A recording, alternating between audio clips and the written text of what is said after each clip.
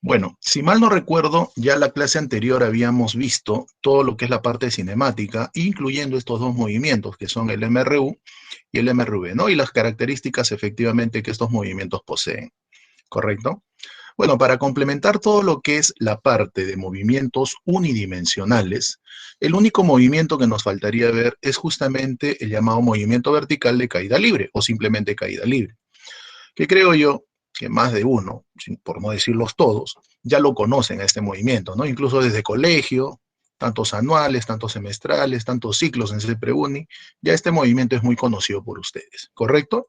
¿Por qué también se considera un movimiento unidimensional? Porque ya hemos visto que la característica que tiene un movimiento unidimensional es que justamente su trayectoria es una recta, ¿correcto? No una bromita nomás, chicos, no se preocupen.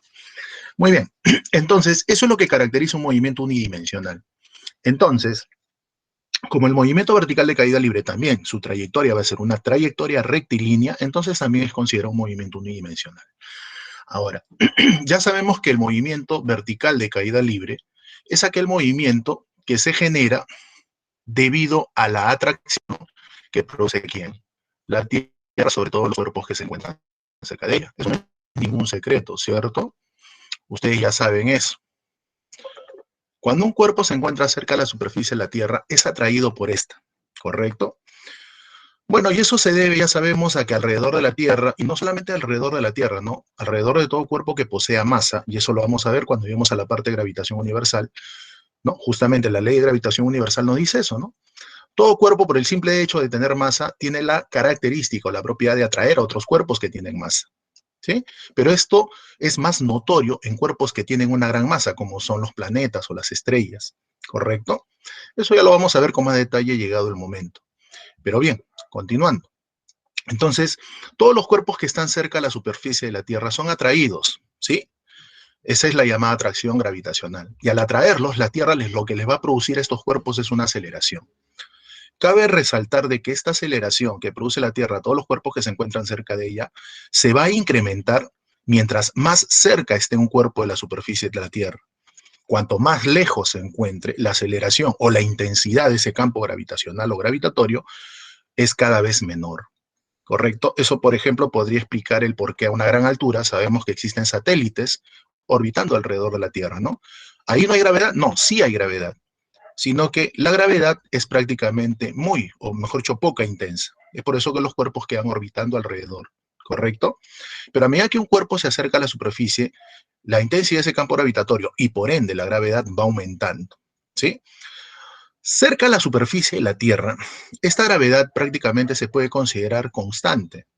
Profesor, ¿qué tan cerca a la superficie de la Tierra? Más o menos para que te hagas una idea, pues, ¿no? Desde la superficie de la Tierra, unos, vamos a suponer, 200 kilómetros hacia arriba, podríamos considerar de que la aceleración de la gravedad se puede considerar constante. ¿E igual a cuánto? Bueno, creo que ustedes ya saben, pues, ¿no? Más o menos 9,8 metros por segundo al cuadrado, ¿correcto?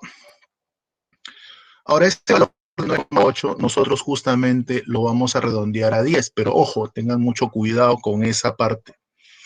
Muchas veces pueden preguntarnos, ¿no? La aceleración de la gravedad cerca de la superficie de la Tierra es aproximadamente 10 metros por segundo al cuadrado. No, y eso es falso. Su valor aproximado cerca de la superficie es 9,8. Por cuestiones de cálculo simplemente lo vamos a redondear a 10. Ahora, ¿qué quiere decir que un cuerpo cerca de la superficie de la Tierra experimente una aceleración constante e igual a 9,8? Quiere decir que si, por ejemplo, yo agarro, vamos a suponer, una moneda y la suelto desde mi mano, la aceleración de la gravedad que lo va a afectar es justamente 9,8 metros por segundo al cuadrado, ¿no? Porque hacemos que la Tierra tiene esa característica. Profesor, me voy al quinto piso o al décimo piso de, por ejemplo, los condominios de los departamentos que vivo y suelto la misma moneda. ¿Qué aceleración la afecta? Lo va a afectar también 9,8. Profesor, me voy a lo alto de un edificio, vamos a suponer que tenga 50 pisos, y suelto el objeto. ¿Qué aceleración de la gravedad lo va a afectar? Igual, 9,8 metros por segundo al cuadrado. Profesor, me voy al Monte Everest, suelto un objeto, ¿qué aceleración de la gravedad lo va a afectar? Bueno, también podríamos considerar que es 9,8 metros por segundo al cuadrado. ¿Correcto? Entonces, esta aceleración de la gravedad se va a considerar prácticamente constante cuando un cuerpo se encuentre cerca a la superficie de la Tierra. ¿Correcto? ¿Cuánto es esa aceleración de la gravedad? Aproximadamente 9,8 metros por segundo al cuadrado. Pero ese valor nosotros lo vamos a empezar a redondear por cuestiones de cálculo, básicamente, ¿no? A este valor, o sea, lo normal es que sea 9,8. 9,81 para ser más preciso. Pero normalmente ese valor lo vamos a redondear a 10. ¿Ya? Ahorita estoy haciendo solamente una introducción, después voy a presentar las diapositivas. Muy bien, ahora, hace algunos años atrás existió un gran científico, ¿no? Físico experimental, llamado Galileo Galilei. Galileo Galilei justamente estudió bastante los movimientos acelerados y él nos indicaba de que todos los cuerpos, independientemente de su masa, peso, volumen o composición química que estos puedan tener, siempre, si son soltados desde un mismo nivel de referencia, estos cuerpos caerían simultáneamente. Aparentemente, no parece tan cierto lo que dice Galileo, ¿no? Porque si yo hago un experimento casero de repente en mi casa, agarro de repente, vamos a suponer, una moneda y agarro un pedazo de papel extendido, o sea, lo corto el papel y simplemente lo suelto, quien caería primero sería la moneda. Y de repente muchos pensarían que la moneda caería más rápido porque pesa más que el papel. Hasta cierto punto podría tener lógica, ¿correcto?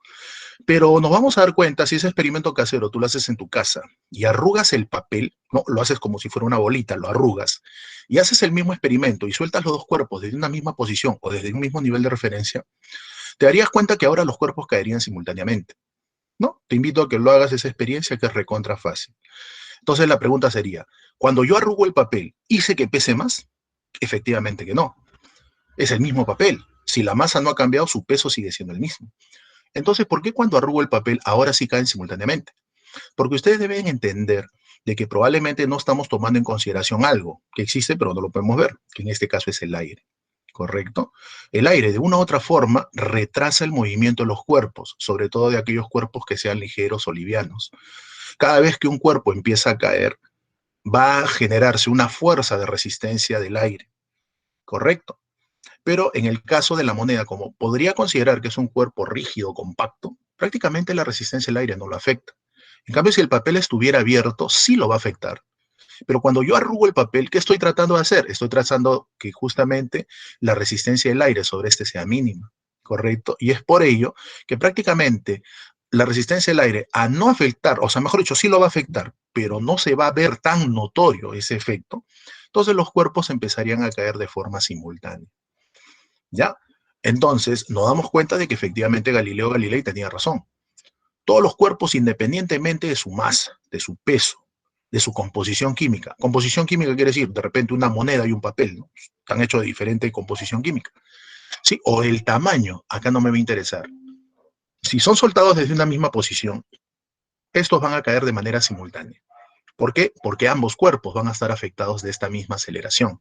Bueno, llamada aceleración de la gravedad. ¿Ya? Entonces, conclusión, ¿por qué les hago este comentario? Porque cuando nosotros estudiemos movimiento vertical de caída libre, vamos a considerar que todos estos cuerpos no son afectos de la resistencia del aire. Es decir, en pocas palabras, vamos a considerar que no hay presencia de aire. Y si no hay presencia de aire, todos los cuerpos, independientemente de su masa, peso, tamaño, qué sé yo, van a caer afectados de esta misma aceleración de la gravedad. Y si son soltados desde una misma posición, caerían de manera simultánea. ¿Correcto hasta ahí? Muy bien, ese es el aspecto teórico que quería justamente comentar, ¿no? Como una introducción antes de ver este movimiento vertical de caída libre. Muy bien, veamos entonces a continuación.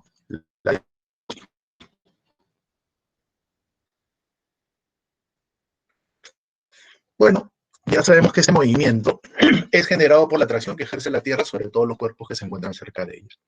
Ya sabemos que cuando analizamos el movimiento necesitamos, ¿qué cosa?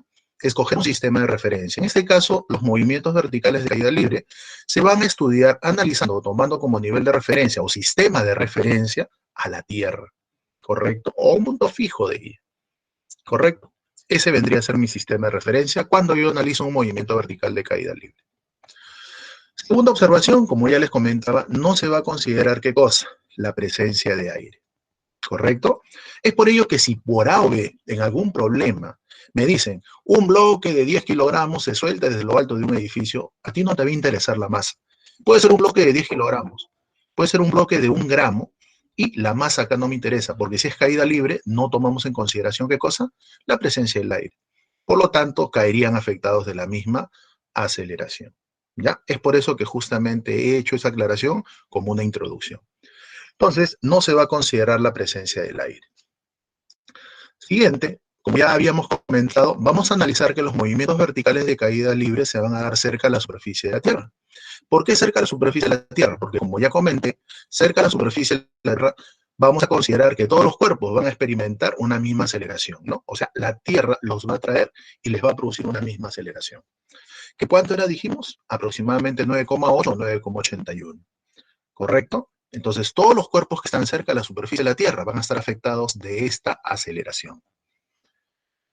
Muy bien, como dijimos, si todo cuerpo está cerca de la superficie de la Tierra, experimenta justamente una aceleración que es constante. ¿Correcto? ¿Y cuánto es esa aceleración? Justamente el valor de 9,8 metros por segundo al cuadrado. Ahora, acá quería hacer una aclaración. Profesor, entonces, si todo cuerpo que está cerca de la superficie de la Tierra experimenta una aceleración constante, entonces yo prácticamente podría llegar a la conclusión de que la caída libre es un MRV. Y por lo tanto, si es un MRV, podría yo utilizar para analizar su movimiento las mismas ecuaciones del MRV. ¿Correcto? No se olviden que en el MRV su trayectoria es rectilínea. Acá también la trayectoria es rectilínea, sino que es de tipo vertical, por así decirlo. En el MRV la aceleración permanecía constante. Acá también la aceleración permanece constante. Y es más, esta aceleración que se conoce, y es la aceleración de la gravedad. ¿Correcto? Muy bien. Entonces, por así decirlo, podríamos decir que la caída libre incluso es un poquito más sencillo que el MRV, porque acá ya se conoce la aceleración. ¿Ya? Y no se olviden que acá la trayectoria es vertical. Muy bien. Vamos a hacer un análisis en cuanto a qué es lo que va a ocurrir con el valor de la velocidad cuando un cuerpo experimenta un movimiento de caída libre. Vamos a considerar, por ejemplo, que un cuerpo se lanza de manera vertical hacia arriba. La pregunta es, a medida que transcurre el tiempo, ¿qué es lo que ocurre con el valor de su velocidad, o sea, con su rapidez? Creo que todos nos podemos dar cuenta, ¿no? Agarremos una moneda, lancémoslo verticalmente hacia arriba y nos vamos a dar cuenta que a medida que transcurre el tiempo, su rapidez va a ir disminuyendo. Si ustedes se percatan y pueden analizar el movimiento, si gustas lo filmas, te vas a dar cuenta que cuando la moneda es lanzada verticalmente hacia arriba, va a llegar un momento en el cual se detiene por un pequeño instante y luego empieza a bajar. El hecho de que la moneda al subir empieza a disminuir su rapidez y por un instante se detiene, efectivamente quiere decir que ha estado disminuyendo su rapidez. Pero el hecho de que se detenga por un instante no quiere decir que ha flotando. Ahora empieza a descender. Y cuando desciende, ocurre lo contrario. Porque si por un instante se hizo cero y cuando desciende empieza a adquirir valores a velocidad, quiere decir que en la bajada está aumentando dicha rapidez. ¿Correcto? Entonces, eso es un análisis muy importante que debemos tomar en cuenta. Primeramente, la aceleración de la gravedad es una aceleración y siempre está orientada ¿hacia dónde? Hacia la superficie de la Tierra. Siempre va a estar orientada de manera vertical y hacia abajo. ¿Por qué? Porque efectivamente la Tierra atrae a los cuerpos hacia su superficie. Entonces, acá justamente estoy colocando lo que les había mencionado. Cuando un cuerpo empieza a subir, ¿qué ocurre con su rapidez? O sea, con el módulo de su velocidad, disminuye. ¿Correcto? ¿Qué ocurre cuando el cuerpo ahora empieza a bajar? El valor de su velocidad, o sea, su rapidez, aumenta. ¿Correcto? Y en ambos casos, la aceleración siempre hacia donde se orienta, hacia abajo. Pero vuelvo a repetir, a esta aceleración que comúnmente en el MRV le poníamos A, ahora en este capítulo, es decir, en este movimiento de caída libre, lo vamos a reemplazar simplemente por la letra G. ¿Correcto?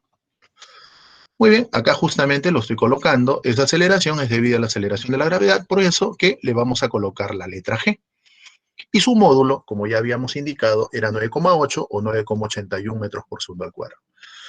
Ahora, si nosotros consideramos que la Tierra es nuestro sistema de referencia y yo le asocio un sistema de coordenadas donde, por ejemplo, le coloco al eje vertical, o mejor dicho, voy a considerar que en la parte vertical voy a colocar al eje Y y en la parte horizontal al eje X, entonces prácticamente podría yo decir que como ya le asocié un sistema de coordenadas en el eje vertical, la gravedad, como se orienta hacia abajo, es decir, hacia la zona negativa del eje Y, podría considerar que es negativa. Y por lo tanto, su expresión vectorial, no se olviden que todo vector siempre se expresa en función de sus dos elementos, módulo y orientación. Entonces, su orientación sería menos J, ¿no? Porque estaría apuntando hacia dónde, no hacia arriba, sino hacia abajo. ¿correcto? Entonces, su expresión vectorial sería menos 9,81J, o dicho de otra forma, 9,81, pero por el vector unitario menos J, ¿ya? O sea, menos 9,81J. Muy bien, muchachos. Esta es la primera parte, como ya la había comentado en un inicio, debemos entender eso. Ahora, algo muy interesante que el alumno a veces se confunde. Muchas veces el alumno malinterpreta o no entiende el enunciado y comete el error, pues, ¿no? Por ejemplo, le dice, ¿no? Cuando un cuerpo sube, la aceleración apunta hacia arriba, y cuando baja, la aceleración apunta hacia abajo. ¿Verdadero o falso? Eso es recontra falso, pues, ¿no? ¿Por qué? Porque hemos dicho que en el movimiento vertical de caída libre la aceleración es constante. Y cuando hablamos de aceleración constante, no solamente nos referimos a su módulo, sino también a su orientación. Y como ya estoy indicando, siempre la aceleración de la gravedad apunta hacia la superficie de la Tierra. Por lo tanto, siempre apunta hacia abajo. Si tomamos como referencia el eje Y vertical, entonces siempre se orienta hacia la zona negativa del eje Y. ¿Ya? Tengan cuidado con eso. Muy bien, continuemos. Como ya les había comentado, ¿no? Su valor aproximado es 9,81, 9,8. Pero como ese número es un poquito difícil de operar matemáticamente, es que ese valor lo vamos a redondear ¿a cuánto? A 10. Pero tengan cuidado. ¿Qué ocurre si en una pregunta te dicen la aceleración de la gravedad cerca de la superficie de la Tierra es aproximadamente 10 metros por segundo al cuadrado? Eso es falso. Su módulo no es 10, es aproximadamente 9,81 o 9,8, sino que nosotros, por cuestiones de cálculo, lo redondeamos a este valor, ¿no? ¿Por qué? Porque 10 es un número más manejable, es un número más fácil de poder operar, ¿correcto? Tengan cuidado con eso entonces. Muy bien. ¿Qué nos dice acá? Recordemos justamente que si la aceleración es constante, ¿qué es lo que se cumple? Que esa rapidez con la cual cambia la rapidez, o mejor dicho, la rapidez con la cual cambia el valor de la velocidad, se va a mantener constante. Y si vamos a considerar que la aceleración de la gravedad es 10, ¿eso qué quiere decir? Que por cada segundo, mejor dicho, el valor de la velocidad siempre va a cambiar ¿en cuánto? En 10 metros por segundo. Es decir, si pasa un segundo, ¿en cuánto va a cambiar la rapidez del cuerpo? En 10 metros por segundo. ¿Correcto? Entonces, si por cada segundo cambia en 10, por 2 segundos, ¿en cuánto cambia? Obviamente en el doble, o sea, en 20. Por 3 segundos, en 30 y así sucesivamente. ¿Correcto? Bueno, eso creo que ustedes ya lo han visto de colegio, ¿no? Por ejemplo, a ver, imagínate que yo lanzo un objeto hacia arriba, verticalmente hacia arriba, con una rapidez de 40 metros por segundo. Y la pregunta es, pasar a un segundo. Nosotros ya sabemos que cuando el cuerpo se mueve hacia arriba, su rapidez no aumenta, sino disminuye. ¿Correcto? Por lo tanto, si lo lancé con 40, al pasar un segundo, ya no va a ser 40. ¿Cuánto va a ser? Como yo sé que en la subida disminuye, profesor, ¿y de cuánto en cuánto disminuye? Acá está. Por cada segundo va a cambiar, en este caso va a disminuir de cuánto en cuánto, de 10 en 10. Por eso que si pasara un segundo y lo lancé con 40, su rapidez ya no va a ser 40, va a ser 30. Un segundo más, 20. Un segundo más, 30. Perdón, un segundo más, 20. Un segundo más, 10. Un segundo más, 0. Ese es el instante en el cual lo viste, que se detuvo por un instante, ¿no? Si lanzaste una moneda verticalmente hacia arriba. Pero el hecho de que se haya detenido no quiere decir que se queda flotando, cae. Pero ahora al caer, esa rapidez ya no disminuye, sino aumenta. ¿Y de cuánto en cuánto, profesor? Igualito, por cada segundo también va a aumentar de 10 en 10. ¿Ya? Es decir, si desde que se hizo 0 un segundo, ahora esa rapidez es 10. Pasa un segundo más, 20. Pasa un segundo más, 30. Y así sucesivamente. ¿Correcto? Muy bien. Esto ya lo expliqué. Y como ya les había comentado, ¿no? Estamos llegando a la conclusión de que la caída libre es un MRV. Y por lo tanto, si es un MRV, entonces las ecuaciones que vamos a utilizar para estudiar a este movimiento son las mismas ecuaciones del MRV. ¿Correcto? Muy bien. Bueno, esto es una representación para ver cómo cambia la rapidez, pues, ¿no? Por si acaso. ¿Sí? Muy bien.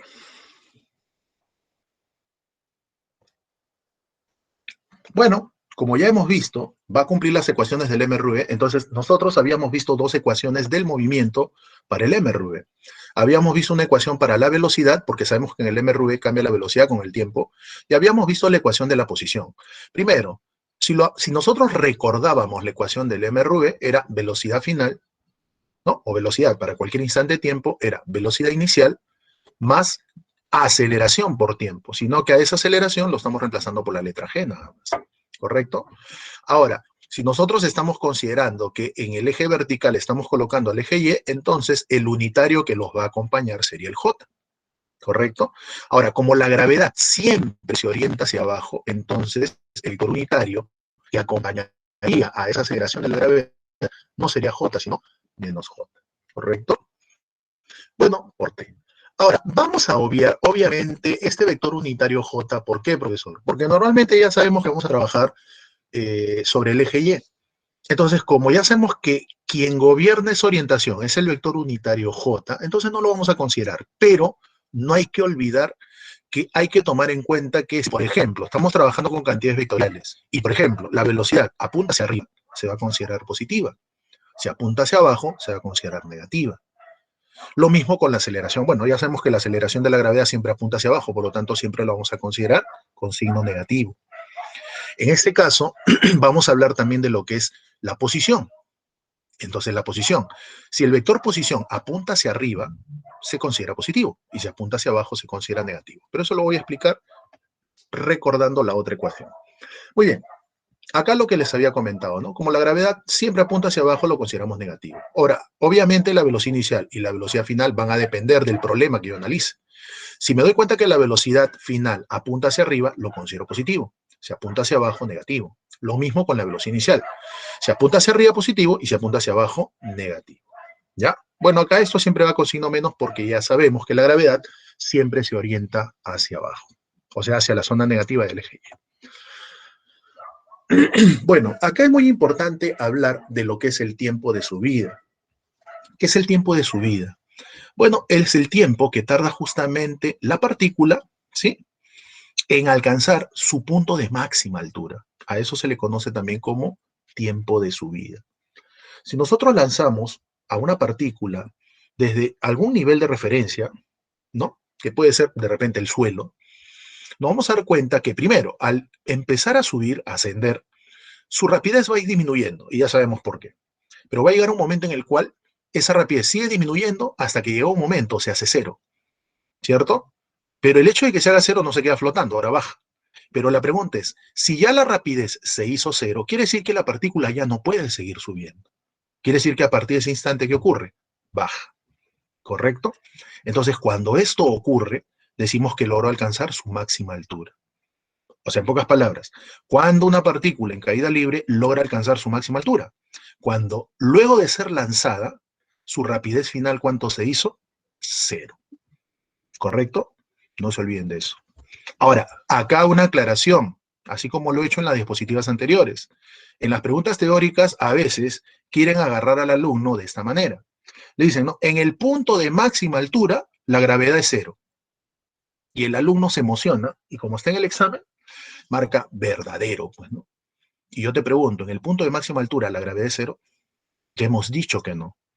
Lo que es cero es la rapidez, que es muy diferente, ¿ya? Pero el alumno a veces, como está emocionado en el examen, marca verdadero y la malogra, pues, ¿no? O sea, ¿eso qué quiere decir? Un ciclo más. Muy bien. Entonces, chicos, les estoy comentando todos esos pormenores para que probablemente, si viniese, no cometan esos errores. ¿Ya? No se olviden de eso, por favor. Muy bien. Entonces, ya sabemos que cuando un cuerpo se lanza de manera vertical hacia arriba y su rapidez se hace cero, en ese instante alcanza su altura máxima. Y para que alcance su altura máxima, ha debido transcurrir un tiempo. ¿Ya ese tiempo cómo se le llama? Tiempo de subida, por si acaso. ¿Estamos? Muy bien, si nosotros queremos utilizar o aplicar esta ecuación, cuando la partícula sube y logra alcanzar la máxima, efectivamente esa rapidez va a cero.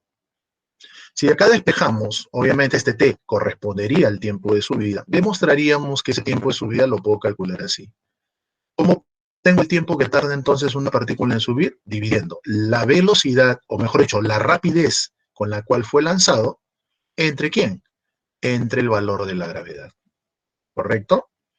O dicho de otra forma, valor de la velocidad con la cual fue lanzado entre la gravedad. Por lo tanto, vamos a suponer que yo lanzo una partícula con 40 metros por segundo hacia arriba y quiero saber cuánto tiempo tarda en subir. Si consideramos que la gravedad es 10, fácil, pues, ¿no? Sería en este caso 40 entre 10. ¿Y eso cuánto me va a dar como resultado? 4 segundos. Si lo lanzo con una rapidez de 100 hacia arriba, ¿cuánto tiempo tardaría en subir? Sería 100 entre 10, o sea, 10 segundos. ¿Correcto? Ya, no se olviden eso entonces, por favor. Muy bien, entonces ya sabemos qué es el tiempo de subida, ¿correcto? Tiempo que tarda la partícula en lograr alcanzar su altura máxima. Y ya sabemos que en el punto de altura máxima la rapidez es igual a ¿cuánto? 0, ¿correcto? Muy bien. Otra ecuación que se relaciona con la altura máxima, que es esta de acá. Si utilizo yo esta ecuación escalar del MRV, entonces podría notar lo siguiente, ¿no? La rapidez final, justo en el punto de altura máxima es 0. Y 0 por, bueno, 0 al cuadrado sigue siendo 0. Sería igual a la velocidad inicial, que le estamos llamando de 0 al cuadrado, más 2 veces la gravedad, que es negativa, por esa altura máxima. Si hacemos un despeje simple, pues simplemente obtendríamos esta ecuación, que nos permite calcular la altura máxima. ¿Cómo se determina entonces la altura máxima? Como b0 al cuadrado sobre 2g. ¿Correcto? Ahora, esta es una forma de hallar la altura máxima. Pero, ¿qué ocurre si en vez de utilizar esta ecuación, utilizaba la ecuación del movimiento del MRV?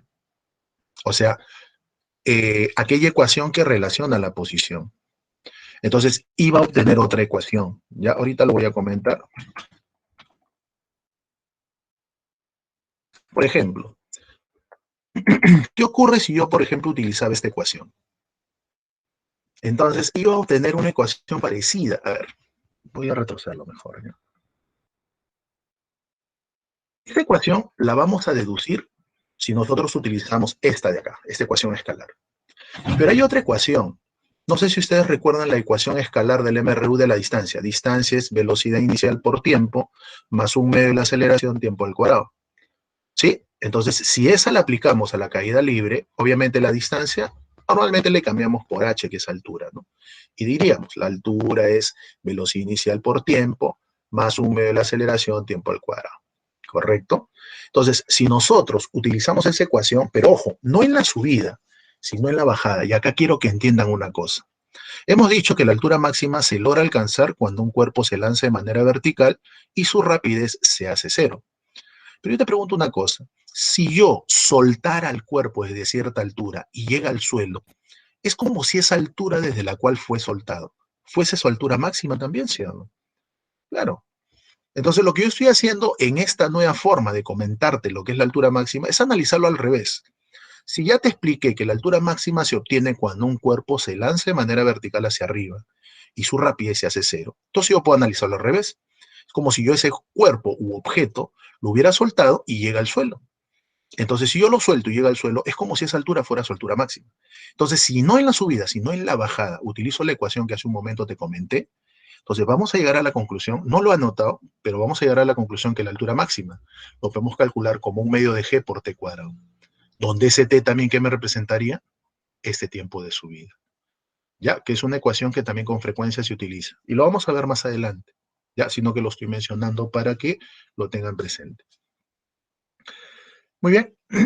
Obviamente esta altura es respecto al punto o al nivel de referencia respecto del cual se hizo el lanzamiento.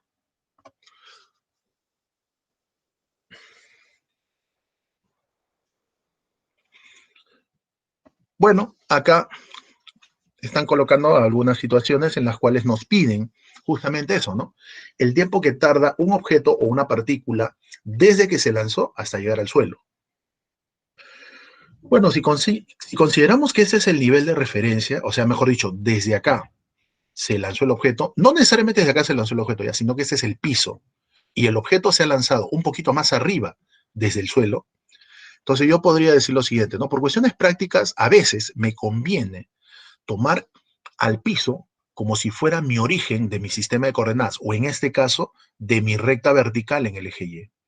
Entonces, por eso que acá le estamos colocando y igual a 0, porque estoy considerando que el piso es como si fuera el origen de mi recta vertical, mediante la cual va a empezar a desplazarse la partícula, ¿correcto? Por eso acá le estamos poniendo y igual a 0. Bueno, este es el instante de tiempo inicial, es decir, desde donde voy a analizar el movimiento de esta partícula. Ahí está. Esta vendría a ser la posición respecto del suelo o del nivel del piso desde la cual se logra lanzar dicha partícula. ¿Correcto? O sea, ¿cuál sería la posición inicial de la partícula? Esta. Porque estamos considerando que en el piso está el origen del eje Y. ¿Correcto? Entonces, este vendría a ser la posición respecto del piso, ¿no? Desde donde se va a lanzar esa partícula. Bueno, estoy considerando que se está lanzando con una rapidez v0, y como se lanza hacia arriba, en las ecuaciones debo considerar que es positiva. Este y0 también debo considerar que es positivo porque está apuntando hacia arriba, y no se olviden que la posición es un vector, ¿no? O se representa mediante un vector. Bueno, ya sabemos que la gravedad siempre apunta ¿hacia dónde? Hacia abajo, ¿no? De manera vertical se orienta hacia la superficie de la Tierra. Muy bien, lo que estamos haciendo allí es ver cómo la partícula sube y luego va a bajar, ¿correcto? Ahora, allí, a ver, no sé si se percataron, se dibuja sobre la misma recta. ¿Por qué? Porque ya ha sucedido casos en los cuales lo clásico es dibujar primero esta recta y cuando baja, al costadito, dibujamos otra recta, ¿cierto? ¿Se acuerdan? Ya, pero a veces el alumno piensa que la partícula hace ese movimiento. O sea, mira el puntero, por favor.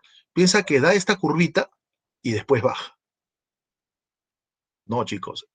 La partícula, cuando experimenta un movimiento vertical de caída libre, sube por una recta y baja por esta misma recta.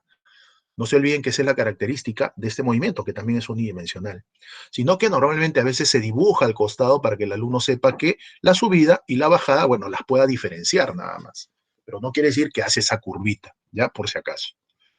Por eso que lo estamos dibujando ahí sobre una misma recta. Bueno, esta sería la velocidad inicial. T1 vendría a ser el tiempo que ha tardado en subir, es decir, hasta llegar acá. No se olviden que cuando llega acá es porque su velocidad, ¿cuánto se hizo? 0, ¿correcto? A ese tiempo le están llamando tiempo de subida. Y al tiempo 2, el tiempo que tardó desde que su velocidad se hizo 0 hasta que llegó al suelo, ¿correcto? Entonces, el tiempo de vuelo viene a ser el tiempo total que la partícula estuvo en el aire. O sea, en este caso equivaldría a decir el tiempo T1, que sería este de acá, este tiempo que tardó en subir más este tiempo que tarda en bajar. ¿Correcto? Eso vendría a ser entonces el tiempo de vuelo. El tiempo que tarda en subir, que estamos considerando que esté 1, más el tiempo que tarda en bajar, que estamos considerando que esté 2. Muy bien. Ahí está la ecuación de la posición, y acá está la ecuación de la posición en el eje X y la ecuación de la posición en el eje Y, ¿no? Esta era la ecuación de la posición para el MRV, sino que lo que simplemente estamos haciendo ahora acá es reemplazar. Como al final, luego de que la partícula se lanza, va a llegar al suelo, esa posición final, ¿cuánto sería? 0. Porque vuelvo a repetir, hemos considerado al origen del eje Y, ¿no? Como si fuera el piso. ¿Sí? Entonces, si va a llegar al suelo, al final esa posición, ¿cuánto sería? 0. Ahí está. La posición inicial, bueno, le hemos llamado Y0, ahí está. La velocidad inicial, bueno, es positiva porque se lanzó hacia arriba, le hemos llamado V0, por el tiempo, más un de la gravedad, que ya sabemos que es negativa, por el tiempo al cuadrado. ¿Correcto? Muy bien. Esta ecuación que se les puso al final es para que ustedes sepan cómo utilizar la convención de signos. Sepan cómo reemplazar los datos en la ecuación, por favor. ¿Ya? Y como ustedes se van a percatar, bueno, los problemas de caída libre no son difíciles realmente. ¿Correcto? A ver, vamos a ver algunos problemas de aplicación al respecto.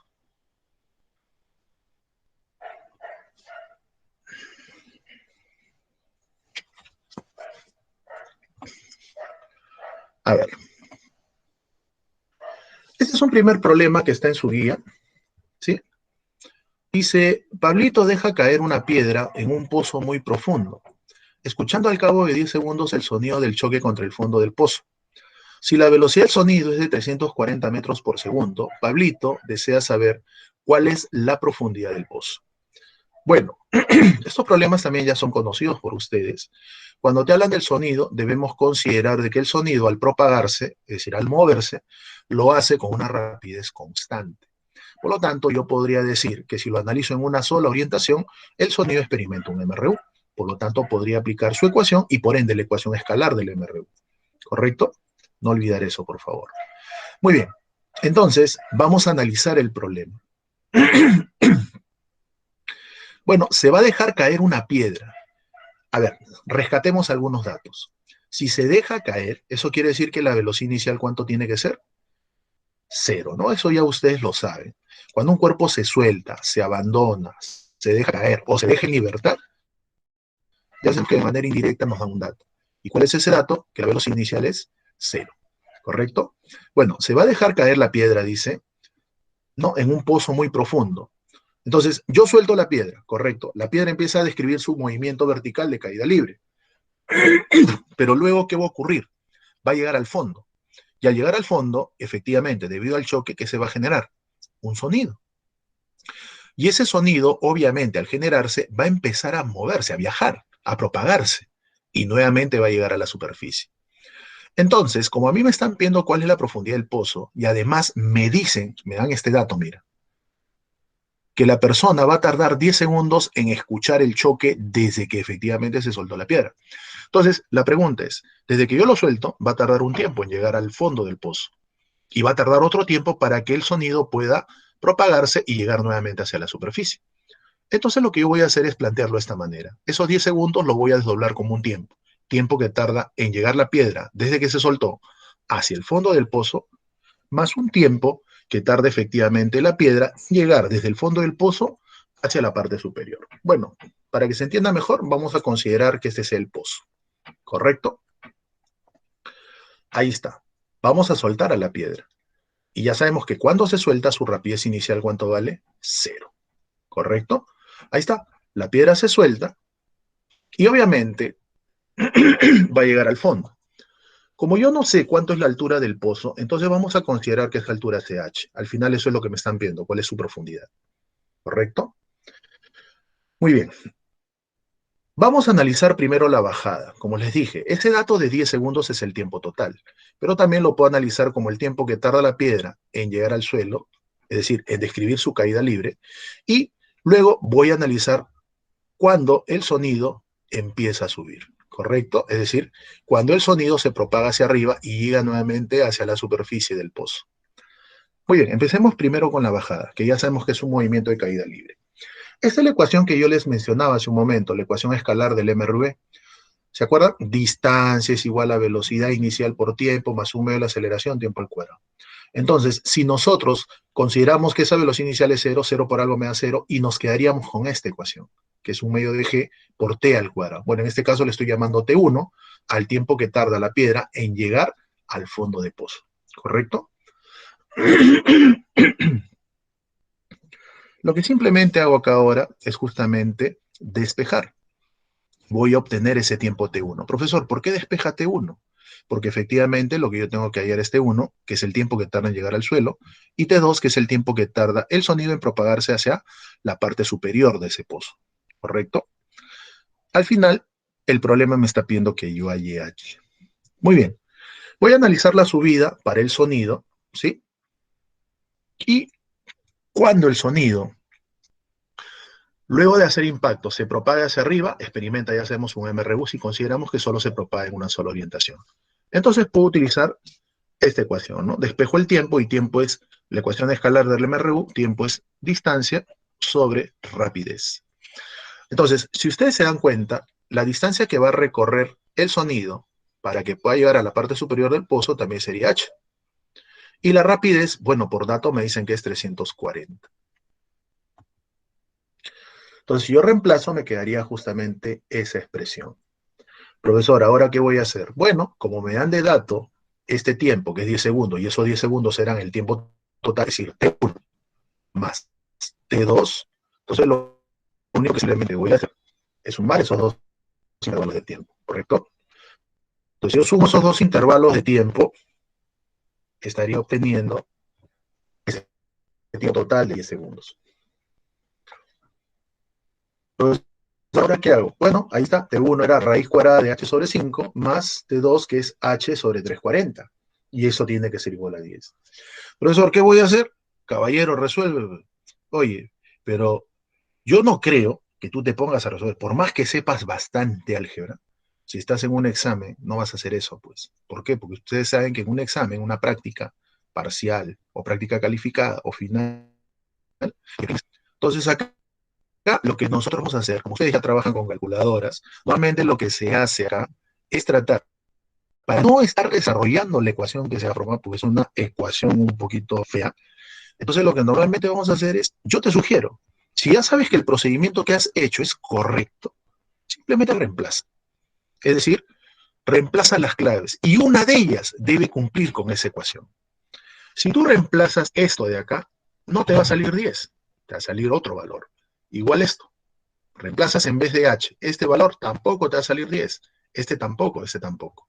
Pero si tú reemplazas 391,6 por h y lo resuelves, te va a salir 10,00 y algo.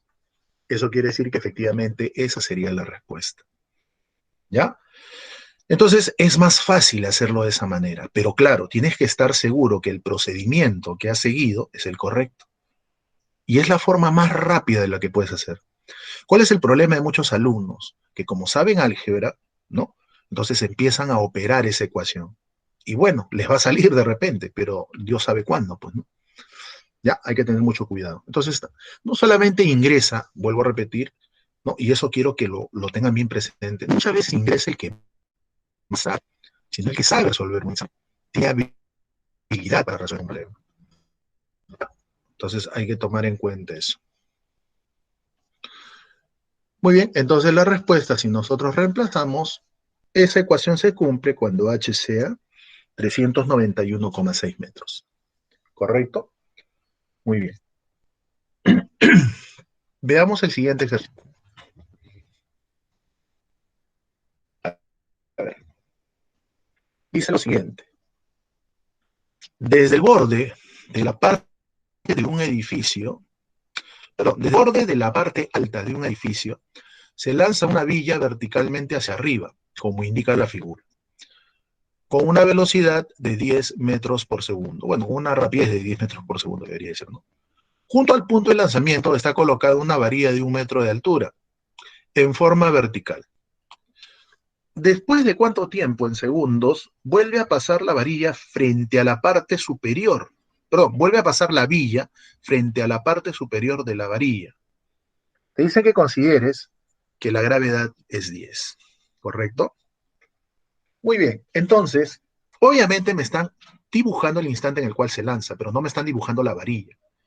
Esta es la parte superior del edificio, desde acá se lanza. Entonces, yo voy a hacer un esquema para que de repente se pueda entender mejor, ¿correcto? Muy bien, voy a hacer un gráfico muy parecido. Ahí está el edificio. Se va a lanzar el objeto. Antes de lanzarlo, voy a dibujar la villa, ¿sí? Para tenerlo como referencia. O perdón, la varilla. Ahí estoy dibujando de verde a la varilla, que según el problema mide 1 metro. Luego lo que voy a hacer es, desde la parte superior del edificio, que sería esta de acá, voy a lanzar justamente a esa villa. ¿No? A esa bolita ya, para que lo entiendas. Entonces, la bolita, según el problema, se va a lanzar con una rapidez de 10 metros por segundo. ¿Correcto?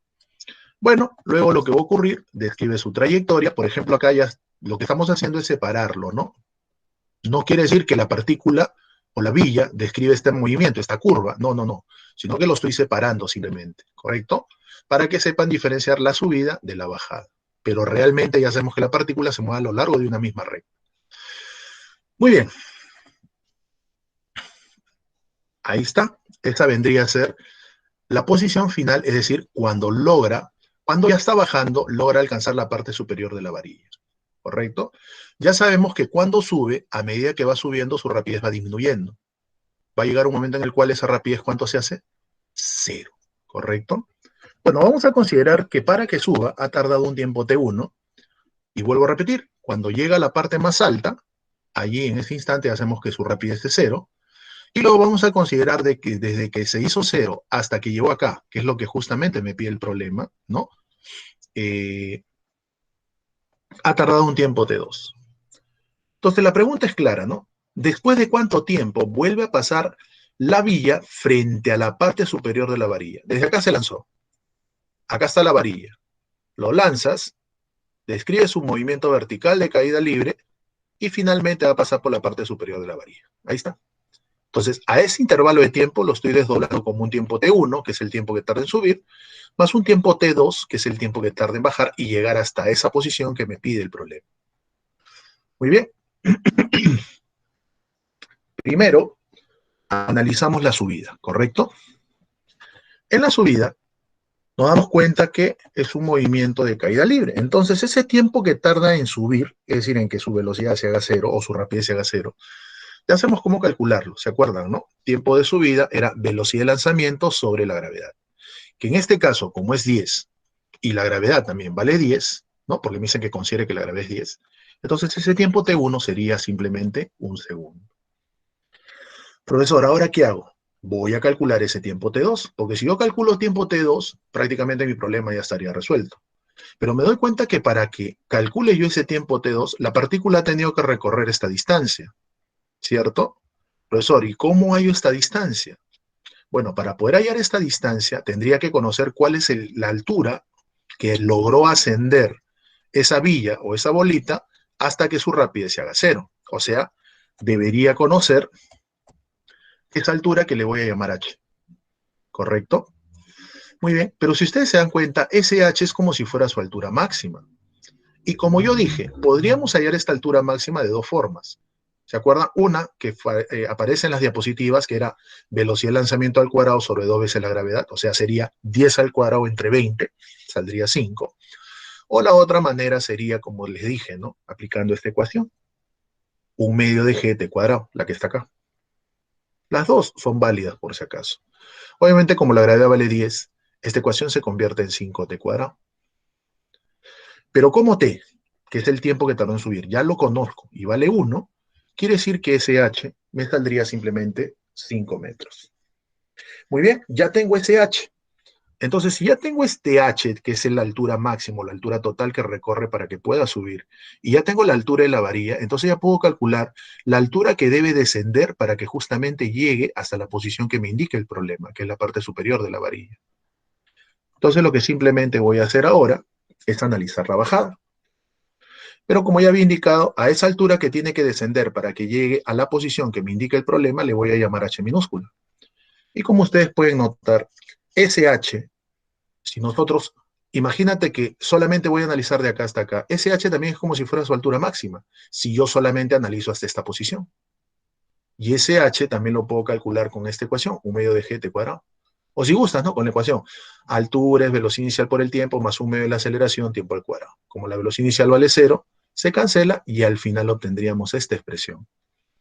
Pero este h ya se conoce. Sería h mayúscula menos 1, o sea, 4 metros. Y este 4 vendría a ser a 5 veces t sub 2 al cuadrado. Bueno, el 5 pasa a dividir, tendríamos que 4 quintos, ¿no? O sea, 0,8. Le saco la raíz cuadrada y de esa manera obtendría el tiempo t sub 2. Si nosotros operamos efectivamente, ese instante de tiempo saldría 0,894 segundos. Por lo tanto, si ya tengo T1 y ya tengo T sub 2, entonces ya puedo obtener ¿qué cosa? El tiempo total, que sería T1 más T sub 2, ¿correcto? Por lo tanto, este tiempo total me saldría 1,894. Acá, por ejemplo, la clave no es esta, ya tendría que ser esta de acá, por si acaso, ¿sí? Esta sería la respuesta entonces. Muy bien, profesor, ¿es la única forma de hacerlo? No, hay otra forma, de repente utilizando la ecuación general, pero yo les estoy dando alternativas distintas, ¿no? El problema es que si utilizas la ecuación del movimiento para la caída libre, te va a salir, pero se te va a formar una ecuación de segundo grado donde por allí se puede tornar engorrosa la operación. Por eso que lo estoy haciendo por partes, ¿ya? Muy bien, veamos, no sé si le van a tomar foto, lo estoy pasando muy rápido de repente. A ver, voy a hacer una cosa, ¿ya? Voy a pasar la diapositiva anterior, por ahí si de repente alguien le quiere tomar alguna foto. Y después voy a ver a la misma. Ahí está. Si alguien le quiere tomar foto, 10 segundos y para pasar a la siguiente que ya explico.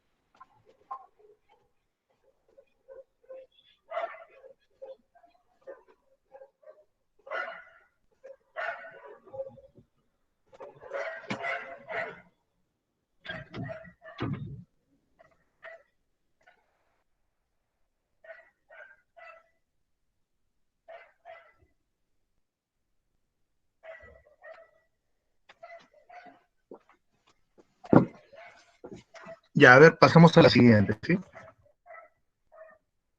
Esta es la solución. Si alguien de repente le quiere tomar foto.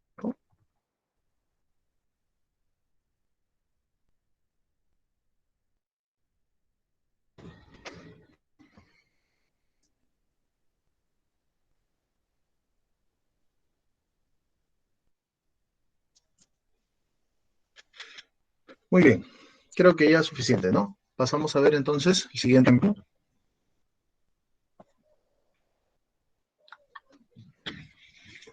Bueno, este es un problema donde simplemente vamos a utilizar la ecuación del movimiento, ¿no?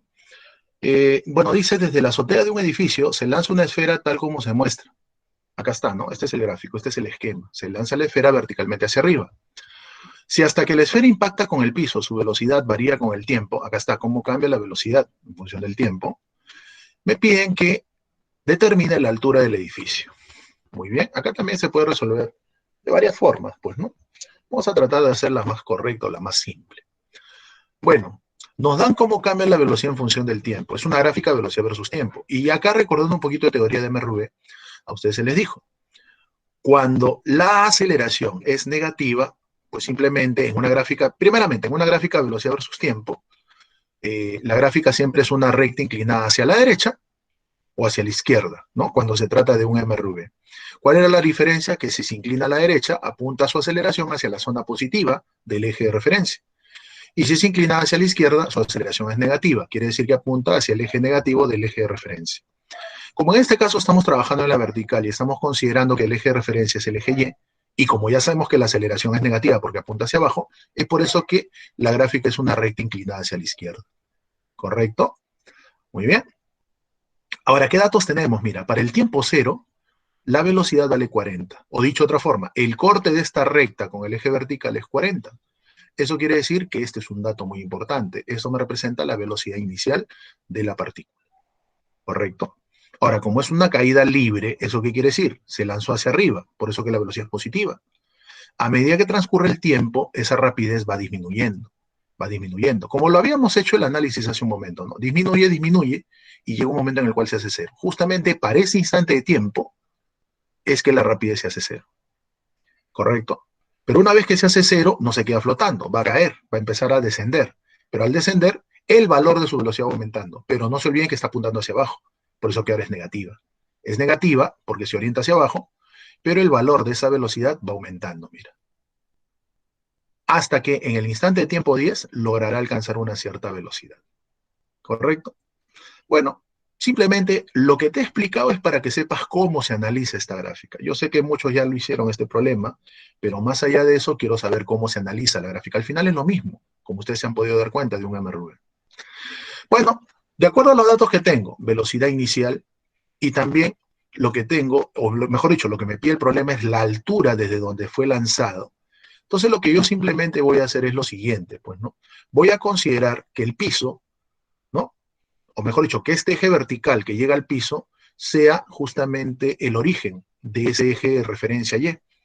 Por lo tanto, la posición desde la cual se lanza la partícula sería una posición inicial que sería Y0, donde el módulo de ese vector posición sería efectivamente la altura de ese edificio.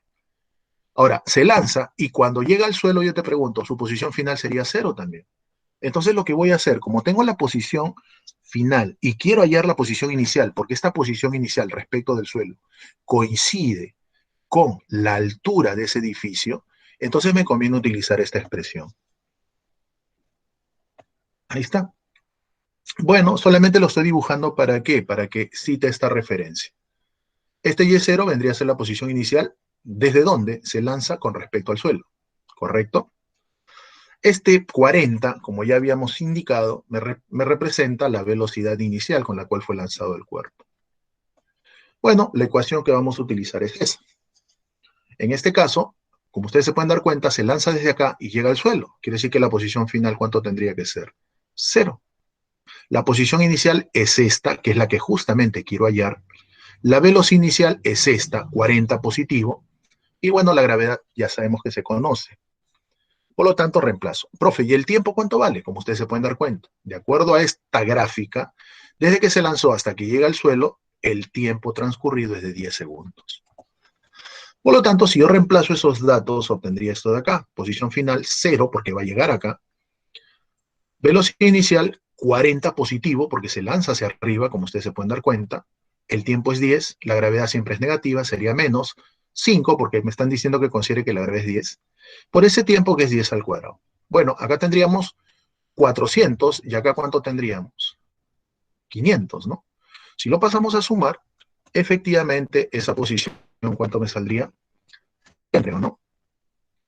Acá sale 400 menos 500, me saldría 100. Acá un lapsus, ya voy a corregir esto antes de que me olvide. Acá es 100 la posición, ¿no? ¿Por qué? Porque es una posición que apunta efectivamente hacia arriba. Un ratito, vamos a guardarlo, ahora sí. Bueno, ahí está, la posición era 100. Y efectivamente nos iba a salir positivo, ¿no? Porque es un vector que se traza desde el origen hacia la posición de la partícula. En este caso sería sin y J, ¿no? Porque estamos en el eje vertical. Pero como me están pidiendo la altura desde la cual fue lanzado, me están pidiendo el módulo de ese vector, que en este caso sería 100 simplemente. ¿Correcto? Muy bien, muchachos. Esa sería entonces la solución de los problemas de... Gracias por los aplausos. Del tema de caída libre. De repente por ahí hay preguntas respecto al problema 54. En ese problema, por si acaso, no hay solución, ¿ya? La respuesta debería ser 39,55 centímetros. Hago esa corrección. ¿Ya? Bueno, por cuestiones de tiempo, lamentablemente no lo voy a resolver, pero si se inscriben a la asesoría, no hay ningún problema. De repente por ahí se puede pasar la solución. Ahí sí lo voy a solucionar para que lo tengan presente, ¿sí? Muy bien.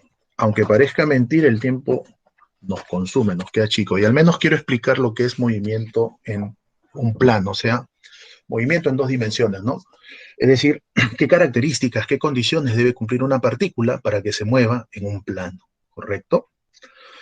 Muy bien, voy a pasar entonces a la siguiente diapositiva.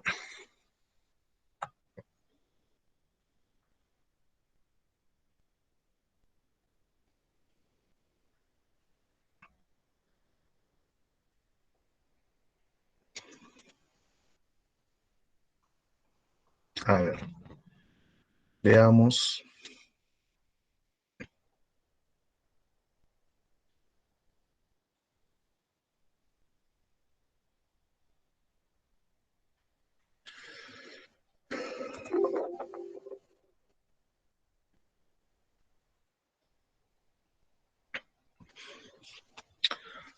Bueno, vamos a hablar ahora de lo que es un movimiento bidimensional, o dicho de otra forma, movimiento en dos dimensiones, ¿correcto? Primeramente, para que una partícula se mueva en dos dimensiones, tenemos que citar algunas, bueno, no sé si restricciones, ¿no? Pero condiciones se podría decir. Obviamente, ¿por qué es diferente al unidimensional? Porque como ya dije, el unidimensional se caracteriza porque su trayectoria se da a lo largo de una recta. En cambio, acá ya no, ¿sí? La trayectoria ya no se da a lo largo de una recta, sino que la trayectoria que sigue la partícula se va a dar a lo largo de un plano, es decir, en un plano. Obviamente, la trayectoria que va a seguir la partícula ya no va a ser de tipo rectilínea, ¿sí? Entonces, esa es la característica que tiene un movimiento bidimensional, se den un plano y obviamente la trayectoria debe estar contenida en ese plano, ¿correcto? Bueno, ahí tenemos un ejemplo sencillo, una pelotita que se está moviendo siguiendo diferentes trayectorias rectilíneas. Obviamente no están en un plano, no son unidimensionales, ¿no? Porque las trayectorias rectas, como ustedes se pueden dar cuenta, miren, tienen diferentes orientaciones. Por lo tanto, acá es un movimiento que efectivamente ya no es unidimensional, ¿cierto? Este es otro ejemplo, ¿no? De un movimiento que ya no se da en una dimensión, se está dando justamente sobre un plano, en este caso sobre el plano de sus monitores, ¿no? Entonces, hay ciertas condiciones que debe cumplir un cuerpo justamente ¿para qué? Para que pueda describir este movimiento. Lo primero que podemos notar es que efectivamente la orientación que tiene justamente su velocidad va cambiando. Y eso es lógico. La orientación necesariamente para que el cuerpo se mueva en un plano tiene que ser cambiante. ¿Correcto? Debe cambiar su orientación. Muy bien. O sea, y otra justamente aclaración, como aparece ahí en el texto. Si la orientación de la velocidad está cambiando, es porque necesariamente tiene aceleración. Porque no se olviden que un cuerpo tiene aceleración cuando cambia su velocidad. Y como la velocidad es una cantidad de tipo vectorial, para que cambie la velocidad existen tres posibles casos. Que cambie solo el valor, más no la orientación, primer caso. Que cambie la orientación, más no el valor, segundo caso. Y el tercer caso sería que cambie el valor, o sea, su módulo, y también que cambie la orientación. ¿Correcto? Entonces, basta que cambie uno de ellos para yo decir que efectivamente está cambiando la velocidad. Y como acá está cambiando la orientación, de por sí ya puedo decir que tiene qué cosa, aceleración. Muy bien, justamente a continuación vamos a ver qué características o qué condiciones debe cumplir un cuerpo para describir una trayectoria de tipo rectilínea. Primero, debemos entender lo siguiente, que para que describa una trayectoria rectilínea, la velocidad y la aceleración que efectivamente produce esos cambios en la velocidad, necesariamente deben estar contenidas en un plano. ¿Correcto? A ver, no sé si por acá aparece eso. A ver, voy a mejor explicarlo lo que te comento por acá. Acá está. Lo primero que te estoy comentando es esto de acá. Ahí está, este es el plano en el cual se va a mover la partícula, esta es la trayectoria que sigue, y efectivamente para que se mueva a través de un plano, efectivamente su velocidad debe cambiar. Por lo tanto, debe tener no solamente velocidad, sino también qué cosa debe tener, aceleración. ¿Correcto? Entonces, para que necesariamente esta partícula se mueva en un plano, es decir, la trayectoria que describe esté contenida en un plano, es necesario e indispensable que la velocidad y la aceleración también deban estar contenidos en ese mismo plano. Estoy considerando que la velocidad y la aceleración forman un cierto ángulo, ¿correcto? Muy bien. La primera conclusión es esta. Para que el movimiento sea bidimensional, necesariamente la velocidad y la aceleración deben encontrarse también en un mismo plano, ¿correcto? Eso es una condición muy importante. Basta que uno de ellos no se encuentre en un plano efectivamente para que tampoco la trayectoria esté contenida en un mismo plano, o sea, ya no sea bidimensional. Entonces, necesaria condición, ¿no? Para que la trayectoria de la partícula, o mejor dicho, la partícula se mueva y describa un movimiento bidimensional, es que estos dos elementos, velocidad y aceleración, también se encuentren en un mismo plano. Dos, efectivamente, nosotros ya hemos visto que la trayectoria no debe ser rectilínea. Entonces, para que no sea rectilínea, ¿qué es lo que se debe cumplir entonces? Que el ángulo que formen, en este caso, la velocidad y la aceleración, debe ser diferente de cero. Porque imagínate, si el ángulo fuera 0 grados, es decir, la velocidad y la aceleración tendrían la misma orientación, esto ya no sería un movimiento bidimensional. Tendría que ser, ¿qué cosa? Un movimiento de tipo, bueno, unidimensional, ¿no? Porque efectivamente su trayectoria sería una recta. Por eso que exigimos que el ángulo sea diferente de cero. Y también que sea diferente de cuánto? De 180 grados. Porque imagínate, si fuera 180 grados, quiere decir que ellos dos tendrían orientaciones opuestas.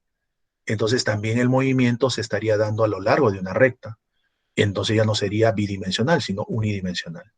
¿Correcto? Entonces, estos dos aspectos también hay que tomar en consideración. ¿Estamos bien hasta ahí? Entonces, vuelvo a repetir, condiciones para que efectivamente una partícula describa un movimiento bidimensional es que la velocidad y la aceleración deban estar contenidas en un mismo plano. Y segundo, siempre el ángulo que forman la velocidad y la aceleración deben ser diferentes a 0 y 180 grados. Ya, esto no se olviden, por favor. Salvo esta diapositiva porque las otras conclusiones las voy a citar luego de explicar la parte teórica o el análisis matemático, ¿sí? Bueno,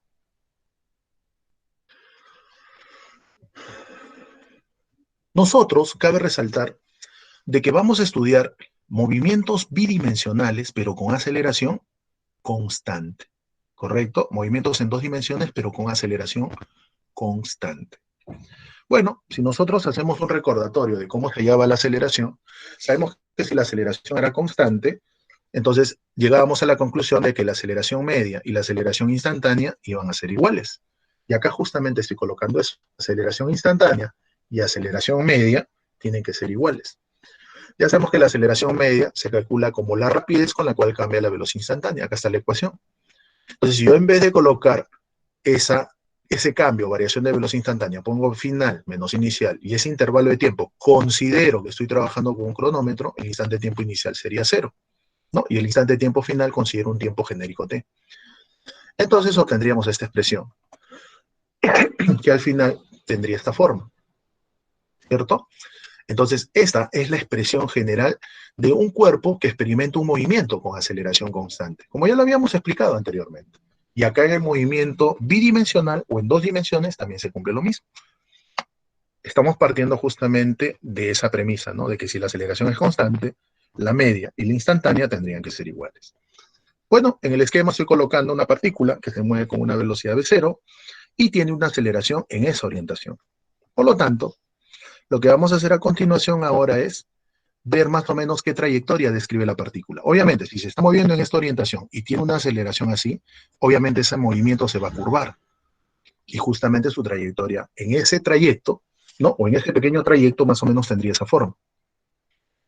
Luego, lo que simplemente vamos a hacer es dibujar qué velocidad tiene en ese instante. Es decir, al final de ese trayecto que estoy analizando, obviamente su velocidad ha cambiado porque tiene aceleración.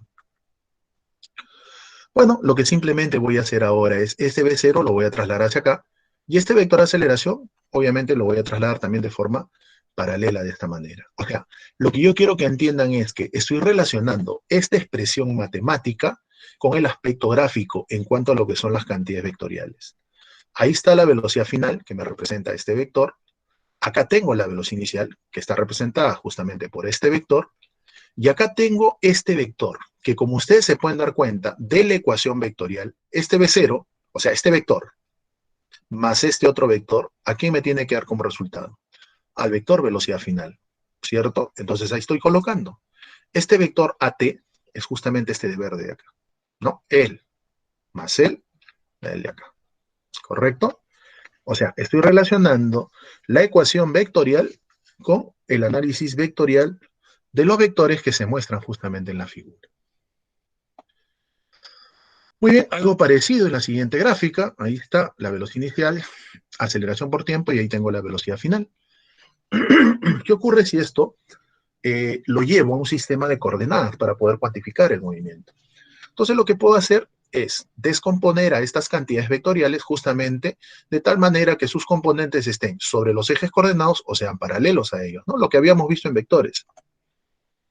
Entonces, ese V0 lo voy a descomponer con una componente que se ubica sobre el eje X y otra componente que se ubica sobre el eje Y, o sea, paralelo al eje Y en todo caso.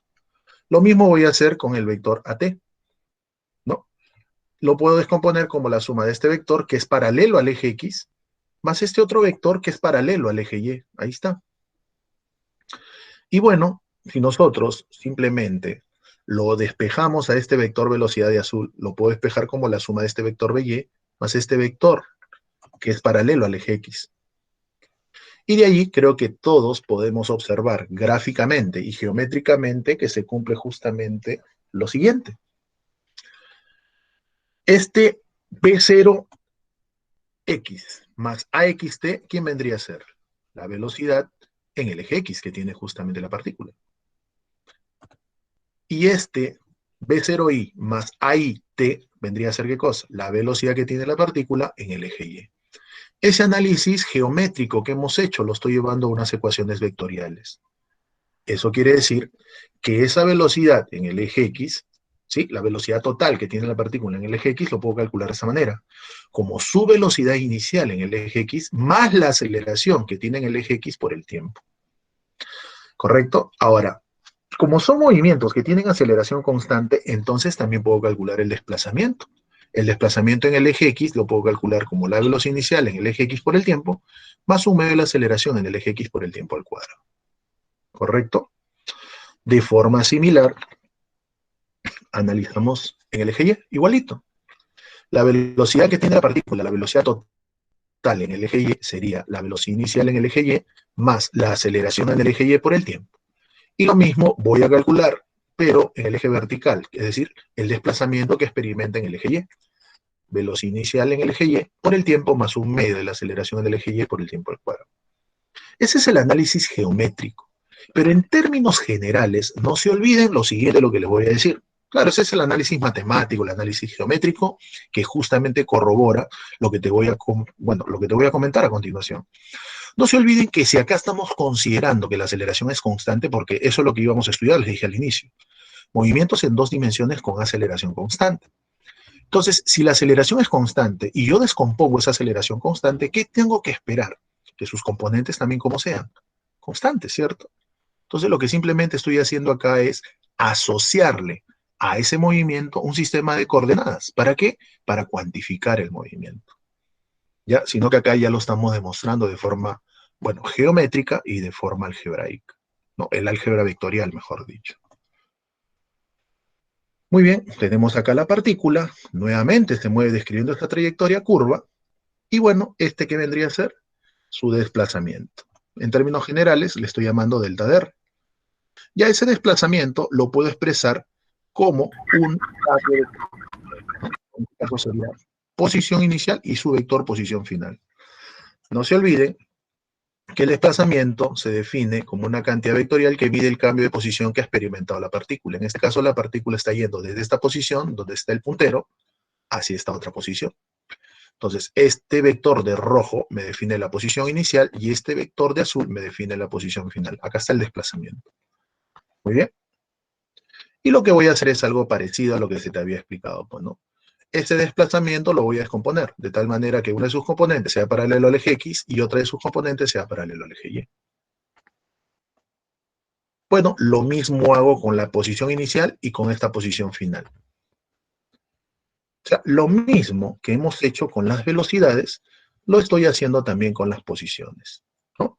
Y de acá podemos deducir justamente esto de acá, ¿no? Que la posición, en este caso, en el eje X, esta de acá, este de azul, lo puedo calcular como la suma de este vector que es x0 más este otro vector que es delta de x. Ahí está.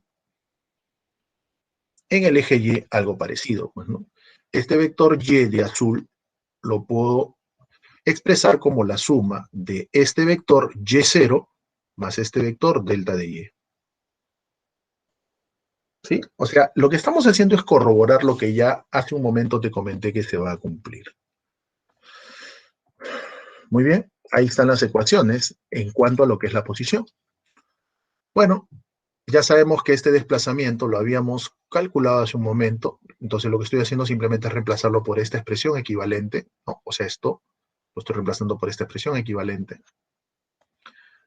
Y en el caso del desplazamiento en el eje Y, igual, lo estoy reemplazando por esta expresión equivalente. Y ahí yo tendría justamente las ecuaciones que nosotros vamos a utilizar cuando trabajemos con movimientos bidimensionales con aceleración constante.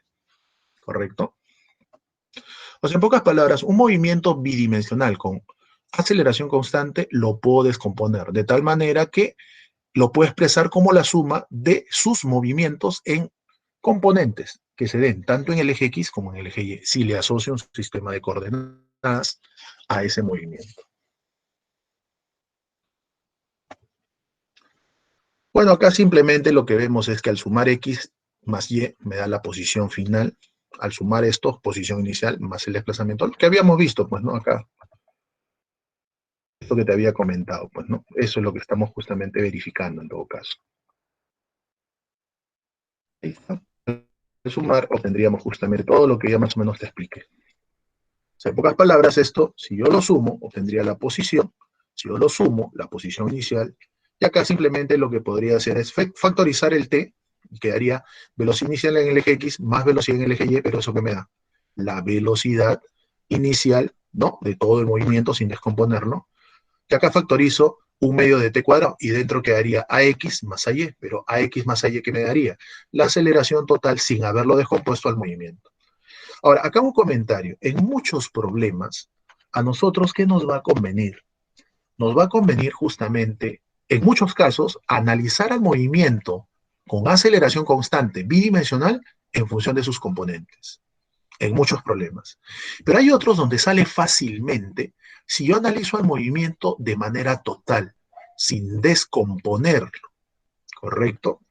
Entonces, eso va de, profesor, ¿y cuándo aplicar uno? ¿Cuándo aplicar otro? Eso va a depender del tipo de problema que nosotros estemos analizando, ¿correcto?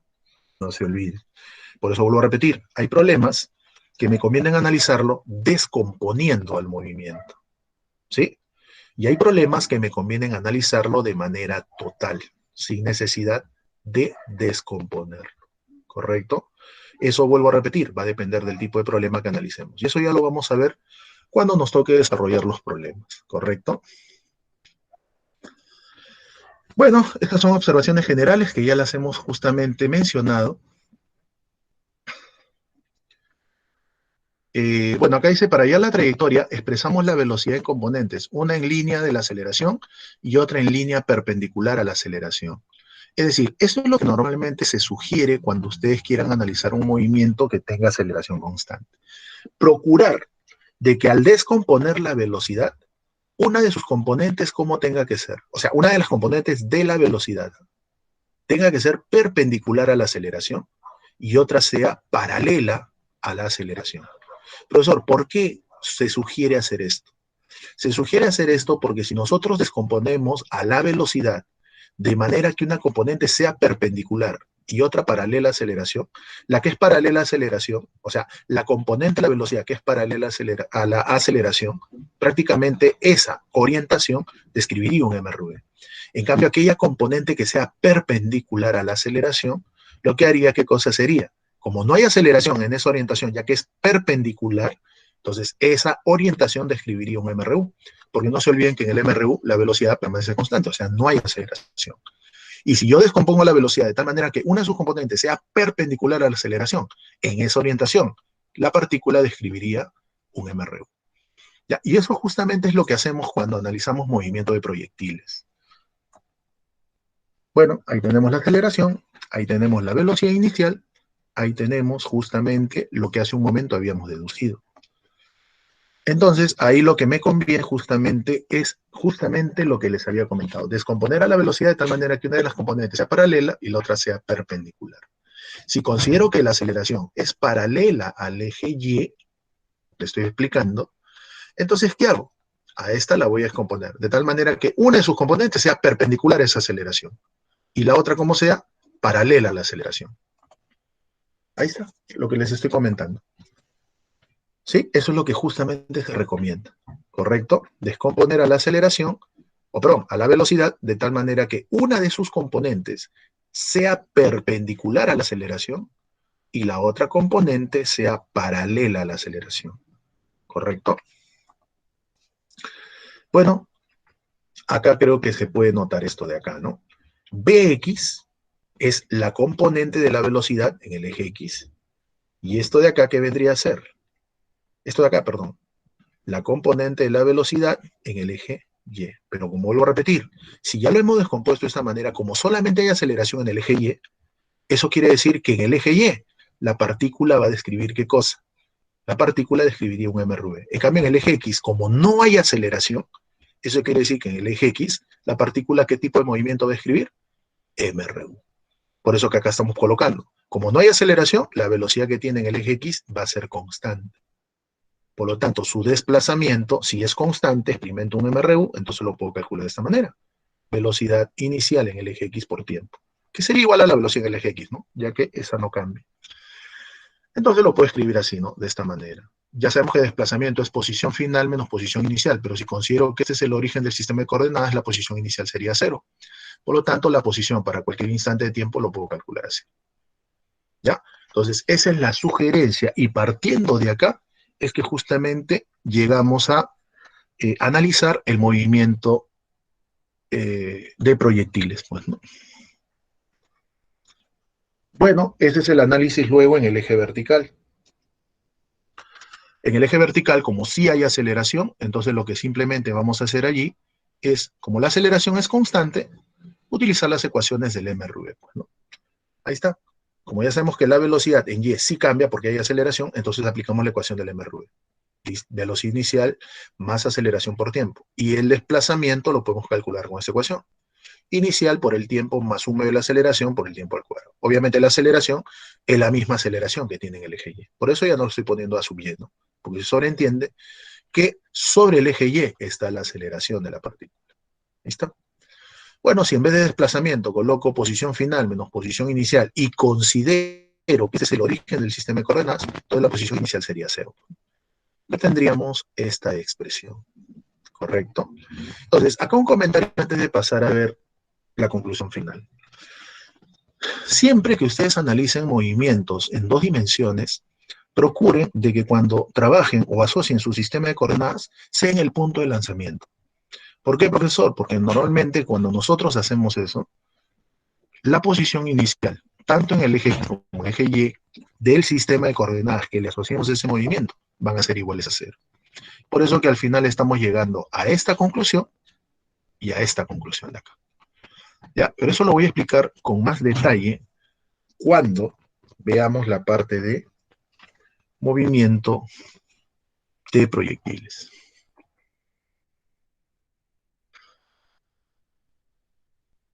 Bueno, acá lo único que simplemente están haciendo es hacer un análisis matemático. Eliminamos los vectores unitarios y quedaría justamente esa expresión, ¿no? Que la posición es velocidad inicial en el eje X por tiempo. Entonces, si despejo T, quedaría esta expresión. Luego lo que voy a hacer es combinarlo en el eje Y, que era esta la ecuación que hemos llegado a la conclusión en la diapositiva anterior. Pero ¿qué ocurre si en vez de T lo reemplazo por esto? Entonces, si en vez de T lo reemplazo por este T, entonces, o sea, en vez de T coloco X sobre B sub 0X, entonces voy a llegar a esta conclusión. Si esto lo reemplazo en vez de T, mira la expresión que obtenemos. Velocidad inicial por T, pero T es esto de acá. Ahí está. Más suma de la aceleración por este T al cuadrado. Ahí está. X sobre B0 y X al cuadrado. ¿Correcto? Entonces, si nosotros hacemos un análisis matemático, nos daríamos cuenta de lo siguiente, pues, ¿no? Por ejemplo, lo que estoy haciendo es este X sacarlo del paréntesis y este B0Y introducirlo. Igualito acá, este X al cuadrado lo estoy sacando del paréntesis y acá justamente obtendré esto de acá, ¿no? Entonces me doy cuenta de un detalle, mira, que Y X se correlacionan pero de forma cuadrática. Y cuando esto ocurre, estamos llegando a una conclusión, mira, que efectivamente, como yo estoy viendo cómo cambia la posición en el eje Y en función de la posición en el eje X, y este cambio o esta correlación entre posiciones es cuadrática, entonces la pregunta es, ¿qué tipo de trayectoria es la que sigue el cuerpo? Efectivamente, lo que puedo notar es que la trayectoria que va a seguir en este cuerpo, en este caso el cuerpo o la partícula, es cuadrática. ¿Correcto? Entonces, si es, perdón, la trayectoria que va a seguir es parabólica, porque es una función de tipo cuadrática. Y esa es la conclusión justamente a la que estamos llegando. ¿Correcto? Entonces, esto es lo que justamente vamos a concluir, que cuando nosotros tengamos movimiento en 2 dimensiones, donde la aceleración sea constante, siempre la trayectoria va a ser ¿qué cosa? Una parábola. ¿Correcto? A ver, veamos las conclusiones. Bueno, esto ya les había explicado hace un momento. Si gustan, tómenle foto. A lo que voy es a esta de acá. Lo que les comentaba. Siempre que tengamos movimientos en 2 dimensiones y la aceleración sea constante, siempre la trayectoria es una parábola. Ahora, este es el eje de la parábola. ¿Correcto? Este es el eje. Ahí está. siempre se cumple que la aceleración es paralela al eje de la parábola. Y obviamente, como ya habíamos indicado en cantidad cinemática, la aceleración siempre hacia dónde apunta, hacia la concavidad de la curva. ¿Correcto? Entonces, no olvidar esto, siempre la aceleración es paralelo al eje de la parábola. Ya, no olvidar esto. Primera observación, entonces, cuando el movimiento se da en un plano y la aceleración es constante, la trayectoria de la partícula siempre es una parábola. Ya lo hemos demostrado matemáticamente. Siguiente, la aceleración, como ya les comenté, va a ser siempre paralela al eje X. ¿Correcto? Y como tercera observación, ya lo habíamos visto también, que las ecuaciones que vamos a utilizar efectivamente van a ser las ecuaciones del MRV, ya que la aceleración, ¿cómo se mantiene? Constante. ¿Correcto? Muy bien, muchachos. Esto es lo que justamente quería concluir antes de entrar a ver ya específicamente movimiento de proyectiles. Pero eso ya lo veríamos el día jueves, que tenemos más tiempo. ¿Correcto? Bueno, ahí hago un alto. Ya nos tocaría ver movimiento de proyectiles, pero ya no alcanza el tiempo. Muy bien, muchachos. Hasta ahí llegaríamos el día de hoy. Espero que bueno, se haya aclarado de repente algunas dudas que podría haber tenido algún alumno, por favor. Y bueno, se haya reforzado un poquito más la teoría. Correcto. Muy bien, chicos. Nos veríamos ya el día jueves. Ahí ya resolveríamos con tus problemas. No sé si Pedro quiere acotar alguna cosa. No, nada, Eric, ya le tomé la lista, apunté los que no aparecen normalmente en la lista, pero de ahí, nada, todo tranquilo, nada que acotar. Ok. Bueno, muchachos, entonces nos vemos el día jueves, ¿correcto? Nos vemos, muchachos.